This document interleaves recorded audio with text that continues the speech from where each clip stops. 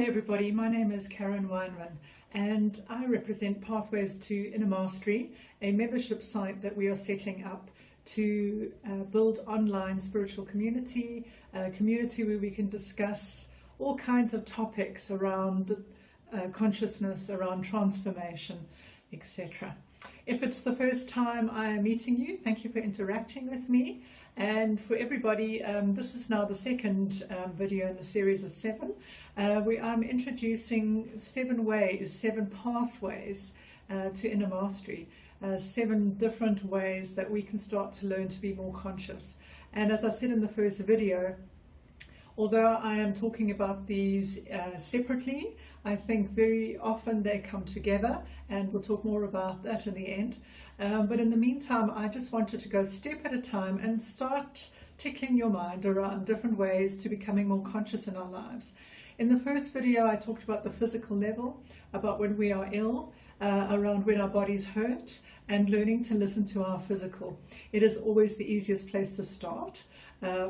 Because we can listen in. It doesn't take too much awareness, it just takes practice.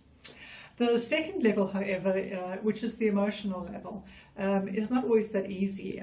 Know that, first of all, our society is not necessarily that happy with, no, happy is not the right word. Emotions are not a very popular thing. We get taught to bury them. We're told they're not okay. We learn not to express them. We learn to suppress them. Or they're gone to the other extreme, and therefore we're told they're bad. And so they have a bad rap. And unfortunately, what happens is when we don't express emotions, they get caught in the body. They get stuck in somewhere within our system. Because, of course, emotions are an energy. And if we don't express an emotion, it means we don't express an energy, and that energy then gets caught in the body, and the body hopes that one day we will come back and deal with it. But of course, we just haven't been taught how to do this. So I really want, part of my message is for us to start being more aware of what we do with the emotions that we go through day in and day out, or when we have really tough times. Where are they going? People will usually say to me, oh, I just push it away and I don't look at it, I need to be positive. And as a result, that energy is just getting stuck in the body. And of course, when energy gets stuck somewhere and it's not dealt with, it starts to slow down until eventually it manifests into something in the body, and that's when we get sick. So the emotions are quite an important layer. So I suppose the first thing is to look at just becoming aware of what you're feeling when. Do certain people trigger it? Do certain situations trigger it? Can you identify what it is? For many of us, we actually haven't even learned how to identify it. We feel things and we don't quite understand what they are. I know I was one of those people. It took me a while to start identifying. Sure, I feel sad here, or I feel jealous, or I feel angry, or gee, I'm really frustrated here. And I think that is one of the biggest steps. Is the first, as they say, the first step to healing is awareness. Just becoming aware of what we're feeling. So not trying to identify or process or clear, just stopping to listen to our emotions is incredibly powerful. And I know for a lot of spiritual practices that are out there, they talk about, burying the emotion so you can focus, get underneath the anger, go past the sadness, get past the loss. And I'm not sure if I agree with that. Maybe there are times when it's appropriate, but generally I think we can't really get underneath something or behind something or over something until we've allowed ourselves to feel what's really going on and to acknowledge it. So the first step is just to become aware. And yes, would you like to go and practice that? Give yourself the opportunity to just take a moment when you're in a situation to just ask yourself how you're really feeling. Or at night before you get into bed, go over your day, have a look at what happened, and see if you can pinpoint what you were feeling when. It doesn't matter if you expressed it or not. Just take a moment to stop and look at what that is.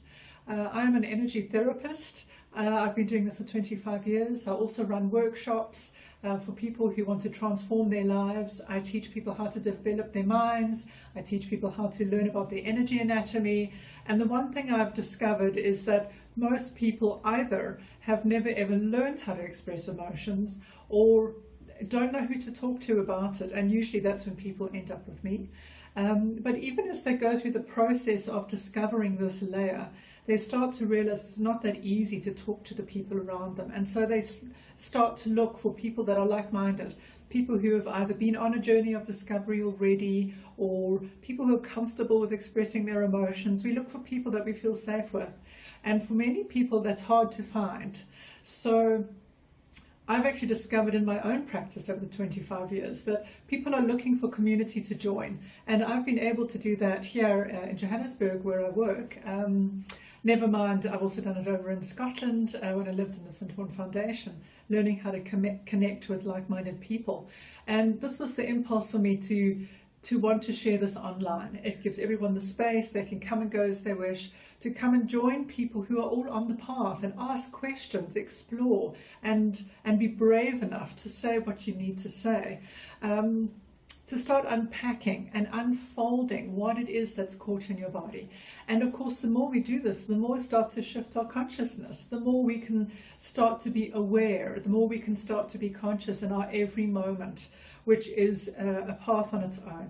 And I think a very vital one. I couldn't say which one specifically carries the most weight. I don't really want to get into that because I think they're all so interconnected, but I think emotions, feeling emotions, expressing emotions, finding our voice is probably in the top 3 out of the 7. It carries a lot of weight.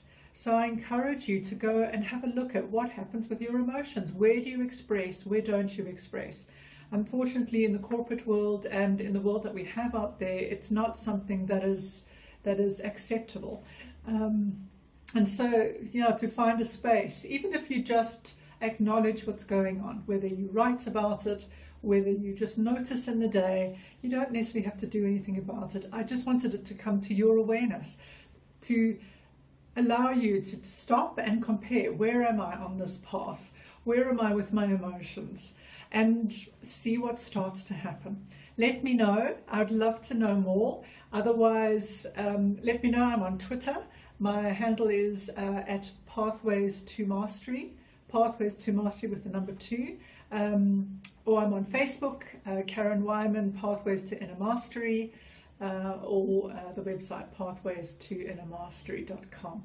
So I look forward to meeting you. I'd love to hear what you think about this layer, the step to being conscious, and let's start to ripple it out. Let's start opening up and creating a more conscious world. I look forward to interacting with you, and I leave this with you. Dare to be conscious, and until we speak again, my name is Karen Weinman from Pathways to Inner Mastery. Thank you. Bye for now.